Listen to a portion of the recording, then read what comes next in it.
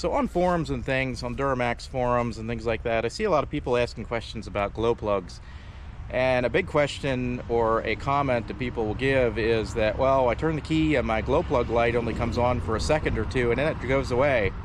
And sometimes they'll have an unrelated problem and they'll be like, well, my glow plugs aren't coming on because I don't see that light staying on.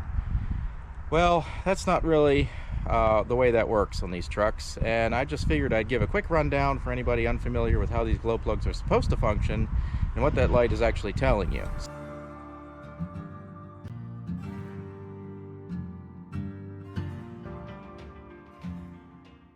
So this is a 2004 LLY Duramax, but most of them are going to be roughly the same way and configuration and how they work, with some differences more in the earlier ones. The LB7s, the LB7 federal missions, not California, are not quite as finicky on glow plug controls, and it's more like an older system, but they still have a glow plug control module that roughly works kind of the same way.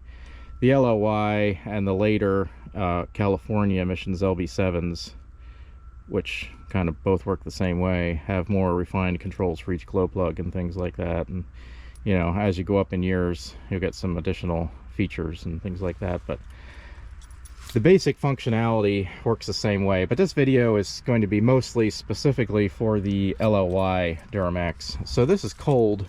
It's been sitting here all night. So the glow plug light up here, I'm going to turn the key. This is a perfectly functioning vehicle. Well, at the moment, I hope it stays that way. So I'm going to turn the key and you'll see the glow plug light come on for just a second or two. See right there, and then it goes off. Well, some people say, well, it only stayed on for a second or two and then it goes away.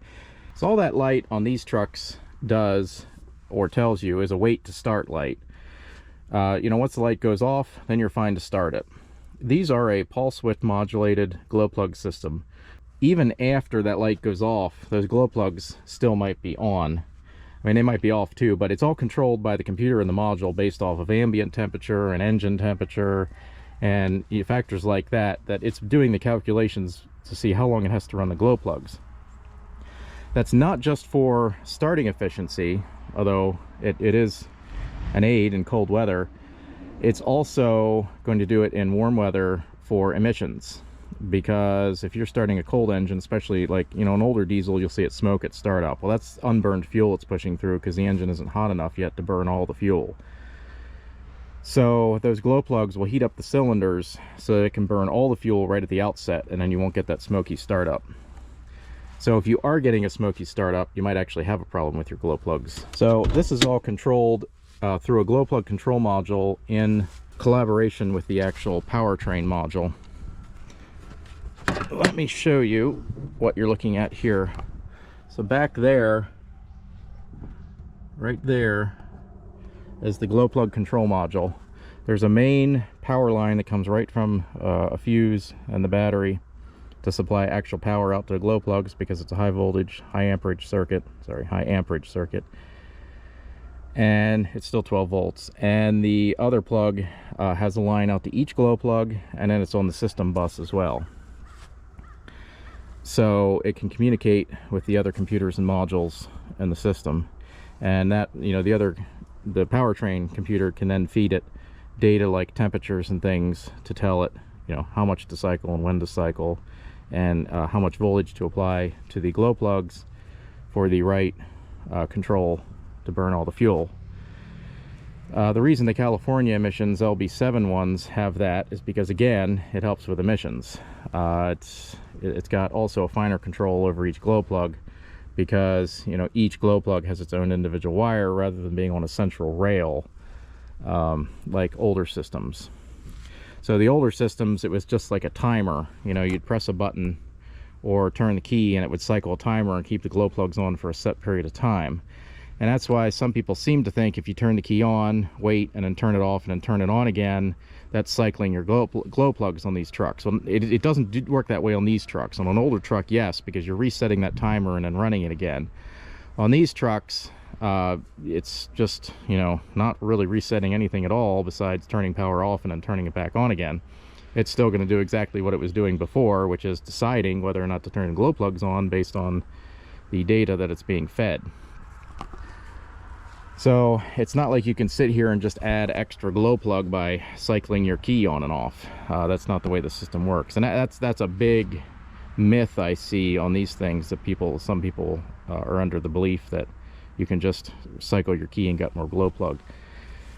In reality, those glow plugs might continue to run for a while after the engine's running till it's warmed up. And if your engine is ever running too cold, you might have some glow plugs running some of the time, because it's trying to prevent unburnt fuel from going through the exhaust. Now, I did another video on glow plug modules. This is currently running the Kodiak Top Kick module, and the big difference between the Kodiak Top Kick and the pickup truck modules is that it runs some checks at startup on both of the modules, and on the medium duty, the Top Kick Kodiak modules, it will not return a individual code for a glow plug. It kind of treats them as a whole. So on trucks like these, if you have an individual glow plug that it checks at startup and finds that the resistance is too high, it'll throw a code for it. Whereas on the Kodiak Top Kick, it won't necessarily throw that code.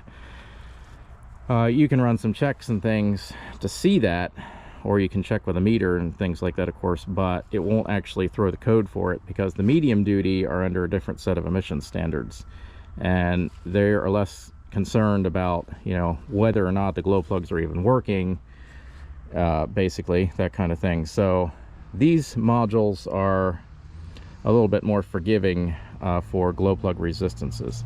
Now on the pickup trucks like this, I don't remember what the resistance is, and again, it's probably in that video I shot where I had the glow plug error and replaced basically everything, and then went through a bunch of modules trying to find the problem.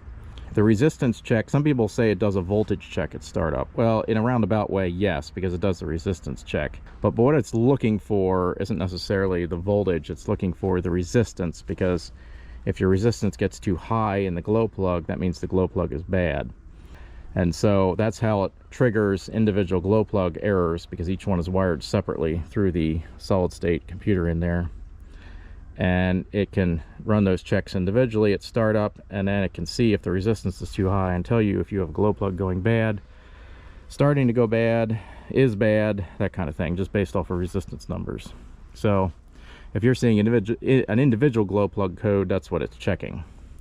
So all it's doing is, in this case, that little module down there is regulating the amperage from the battery by turning it into a pulse to each individual glow plug, and it'll make the pulse wider to lessen it, or pulse closer together to increase the heat.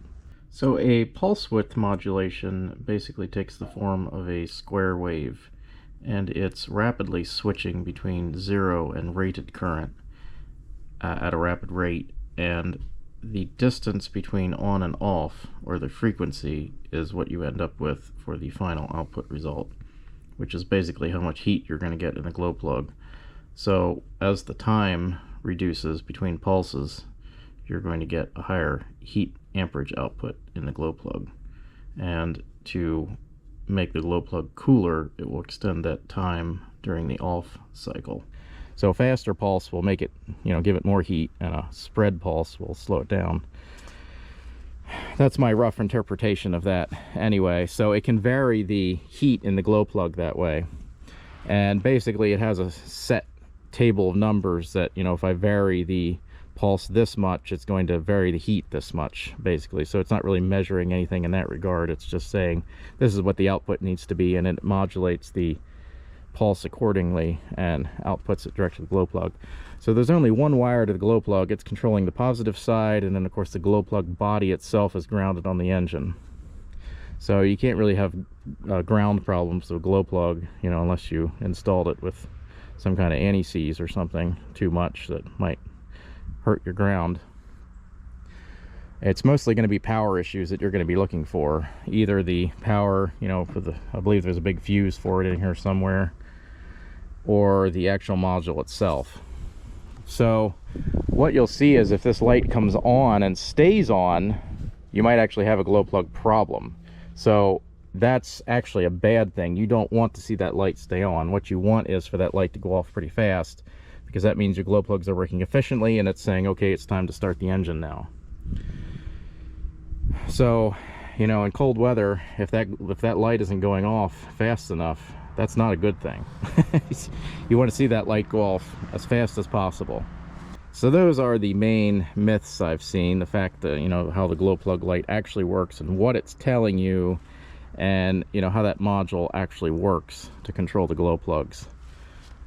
If you're looking for troubleshooting procedures or anything, I did do a whole video on that. I'll put a link down below. I tested out a whole bunch of different modules and that you can get on the aftermarket, all the cheap ones, and did some troubleshooting to kind of show you how to go through that and arrive at that conclusion that your module might be bad. We tore apart a module, looked inside of it, that kind of thing. If you're looking for that, I'll leave a link down below to that video. But this video is just intended as a quick, you know, this is actually how the system works on the surface, so that you know what you see when you're looking at that light, or, you know, if your engine's running rough, you know, that kind of thing. Is it actually the glow plugs, or, you know, do I need to look somewhere else real quick on a quick, you know, ear diagnosis or something like that? So hopefully this information might be useful to someone out there if you're not exactly familiar with how these modern glow plug systems work on these LLY Duramax engines.